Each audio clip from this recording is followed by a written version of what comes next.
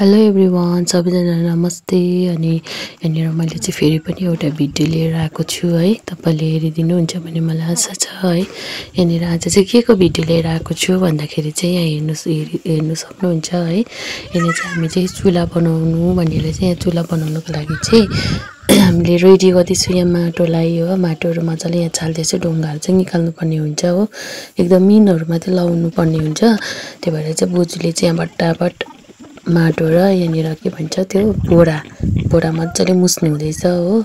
यहाँनिर चाहिँ बोजूले त्यहाँदेखिको चाहिँ बोजूले बोराहरू काटेर चाहिँ मजाले त्यहाँबाट मिसमास गर्नुपर्दो रहेछ हो माटोमा। त्यहाँदेखि माटोले मजाले मुसिसकेपछि चाहिँ यहाँनिर चाहिँ यो टिनको यो अँगेटी बनाएको नि त हामीले चाहिँ हो। त्यो भएर चाहिँ यहाँ बोजूले चाहिँ टारिदिनु हुँदैछ हो, माटो लगाउनु हुँदैछ चुल्हामा चाहिँ।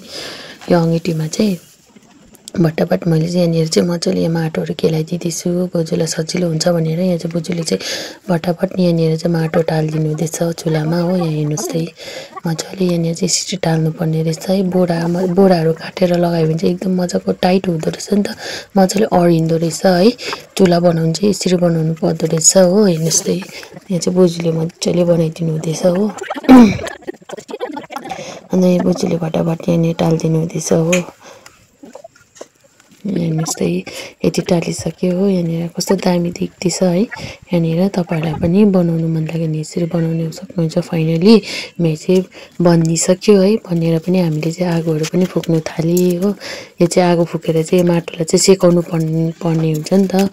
माटोलाई एकदम मजाले उयो गर्नुपर्छ, तातो बनाएर राख्नुपर्छ नि त हो। त्यो भएर चाहिँ उक्किँदैन हो। त्यो भएर चाहिँ यहाँनिर भट्टाभट यहाँ कोइला हाल्दैछु। कोइला हालिसकेर आगो पनि बालिसकेँ है। त्यहाँबाट बालिसकेपछि चाहिँ मैले पानी पनि तताएँ भाँडामा। हेर्नु सक्नुहुन्छ। तपाईँहरूलाई मन पऱ्यो भने लाइक, सेयर, कमेन्ट पनि गरिदिनु।